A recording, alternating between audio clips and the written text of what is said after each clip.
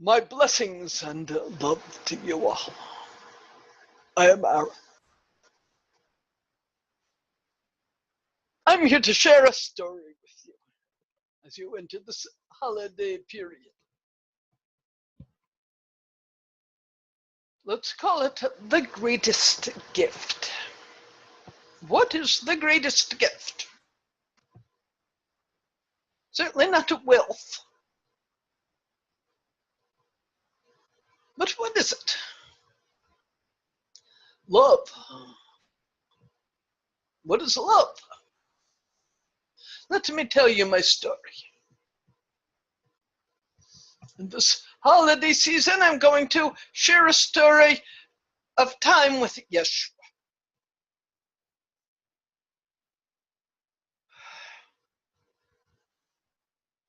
I loved this man, this friend.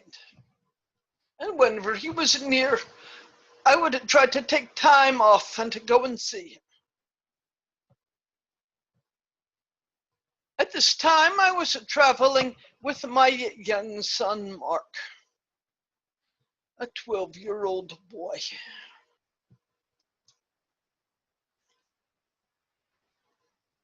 Jeshua was further than I usually traveled, but I came to see him because I was heartbroken and I didn't know what to do.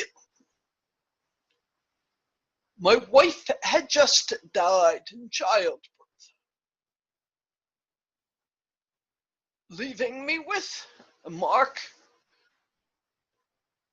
4 other children, and a newborn infant.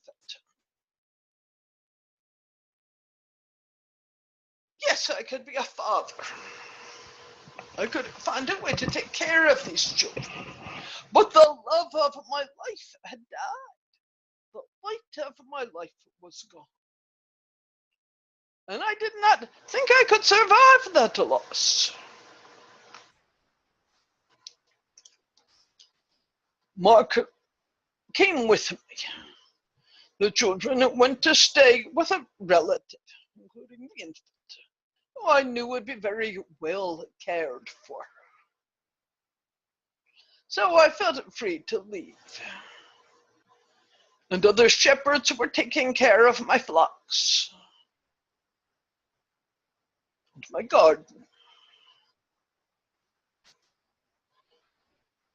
We walked for many days, and it was a joy to be with this maturing son. I could even lose the reality of the dead wife, and for Mark, his dead mother, for a few minutes at a time, but both of us were grieving seriously.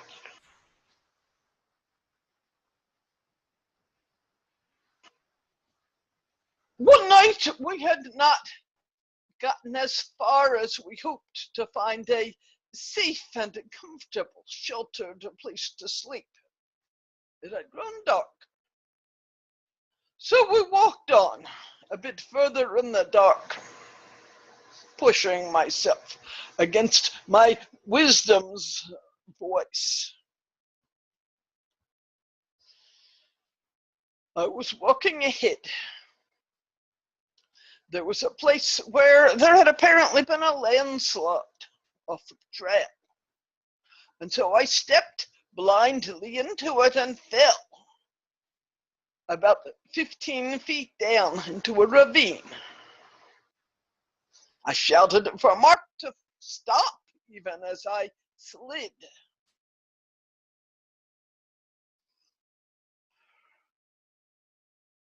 I lay at the bottom, not fatally injured in any way, but with a badly broken leg.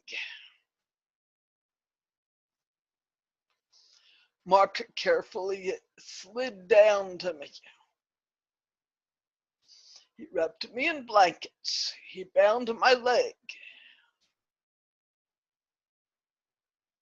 And we sheltered there through the night as best we could. In the morning, other travelers coming down the path stopped to help us.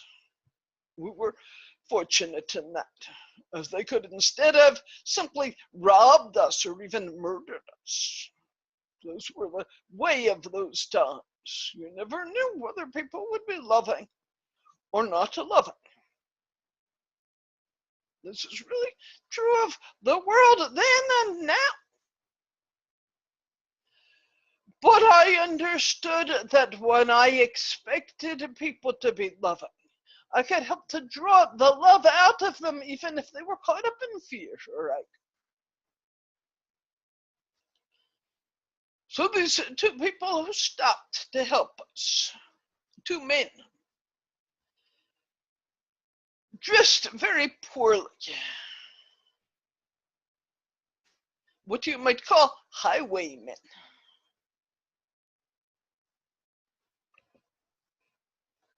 I wanted Mark to hide, lest they hurt him, but he said no. And he climbed up to the top of the slope to stop them and said, "My father has fallen, his leg is broken. I need to get him back up to the trail. Will you help us?" One of the men bound my leg more securely than Mark had, using a stick, several sticks, and binding it. And then, while it was very painful, it was manageable. They got me up to the trail and said, "Now what?" To Mark, he said, "Thank you." And he gave them some of the food we had by way of thanks. And they went on their way.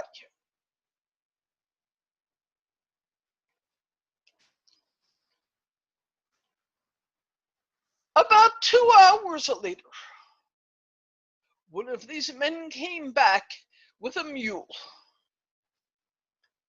pulling a small cart. "Where did you find this?" He said, "In the village." I told him there was a man with a broken leg.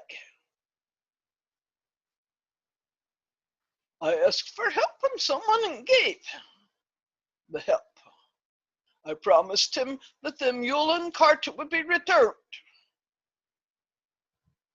It was a spindly mule. It was a shabby cart, but it worked.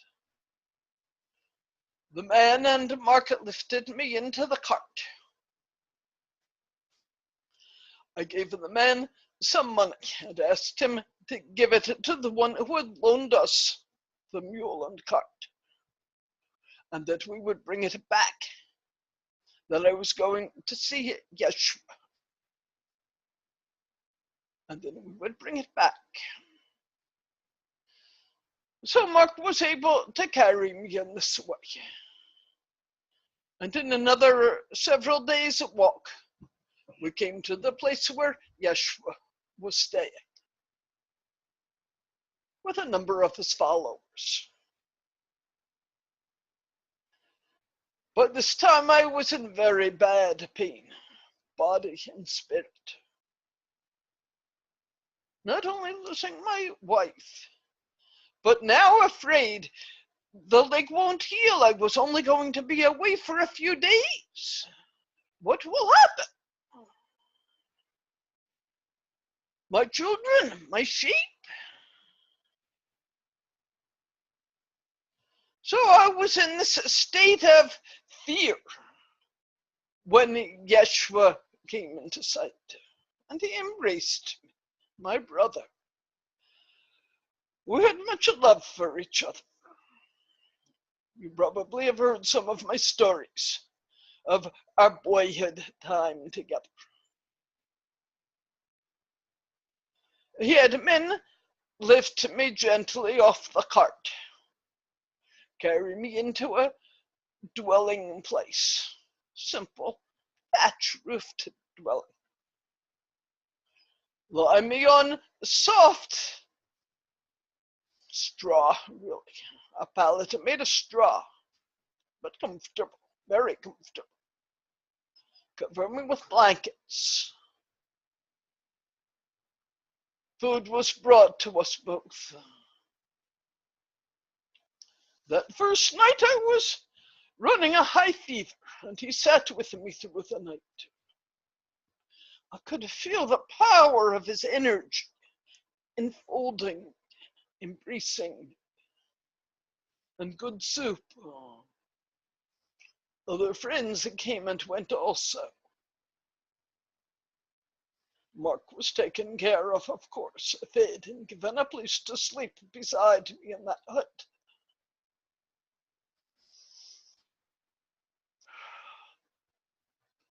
In the morning, I begged Yeshua, you can heal this.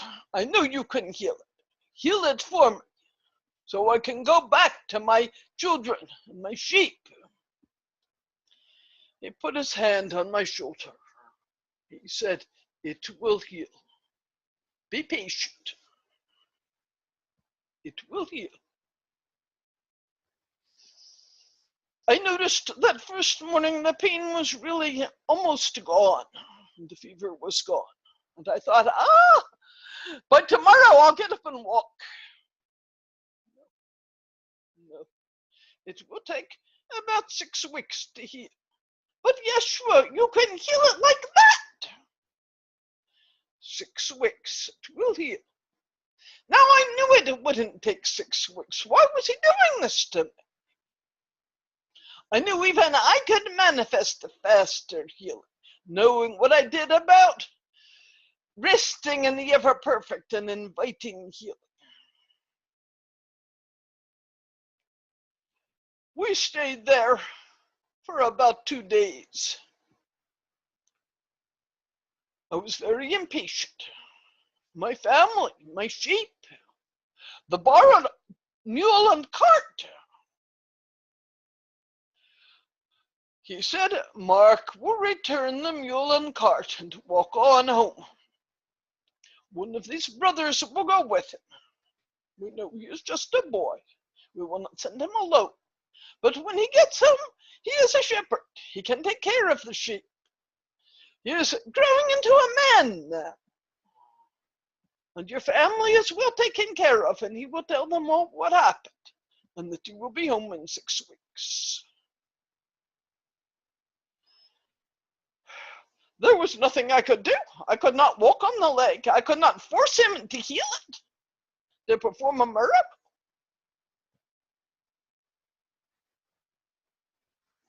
So I embraced Mark, and he left. The days went by, and my focus shifted from the broken leg to the broken heart. Every day, Yeshua spent time with me. Another mule and comfortable cart were found, so that when the whole group moved to another place, I was easily brought with them. Comfortable. And every day, Yeshua asked me to talk to him about my wife, what I loved about her, to see that she still existed in my heart. I could not lose her. And so, as the leg healed, the heart healed. I know Yeshua could have miraculously healed that leg, supported the healing of it. And I would have gone back filled with anger and grief. The heart needed time to heal. And Yeshua understood that I would run back and push myself into the effort to take over and do what it needed to be done. So in a sense, he forced me to stay there. The greatest gift was his love and the love of all of those around me. So many people, they came and sat by me, they talked to me, not only Yeshua, but others, drawing my love for my wife out to the surface. I had hidden it because it was too painful, allowing me to remember that I carried her here. helping me to find joy and faith again.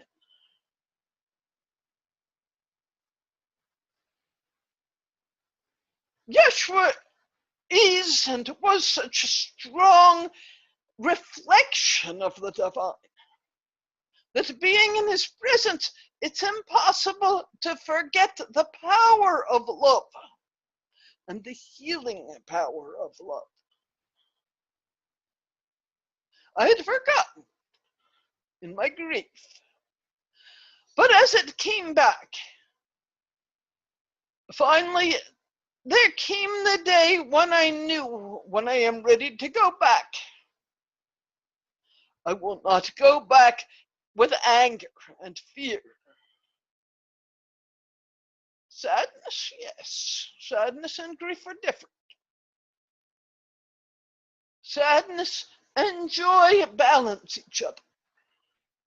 The ability to know sadness, to open one's heart to loss, is very powerful.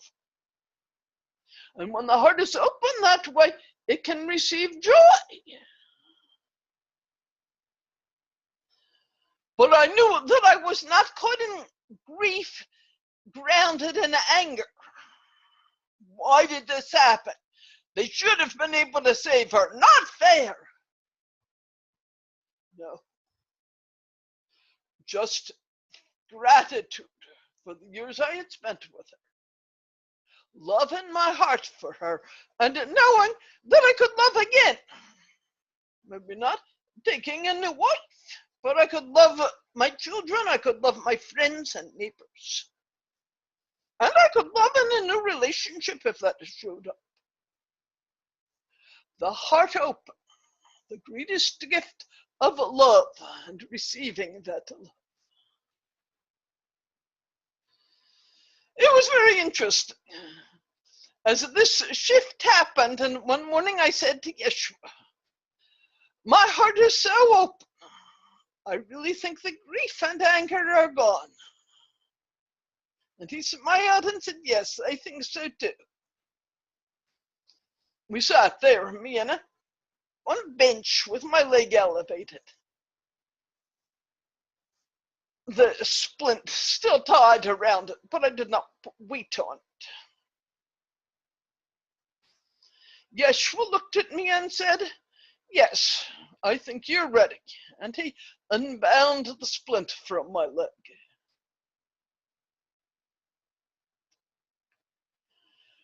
He said, now stand up and walk. I haven't walked for 6 weeks. Will it hold me? No fear. Come back to the loving heart. Know that it is healed. Know that it will hold you.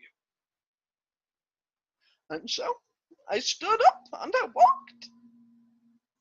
Of course, the body was weak from a period of not walking. I did not set off to return home immediately. My first impulse actually was, now I can walk, I must go home. Yeshua said, no. You need time for the body to fully strengthen. So another week, 10 days, strengthening the body. And then finally it was time to say goodbye. Carrying with me this greatest gift, the gift of love. This is what I wish you in this holiday season. May love light your hearts, so much that it brims over and is shared with the whole world. May you find the joy of loving and being loved. I love you very much.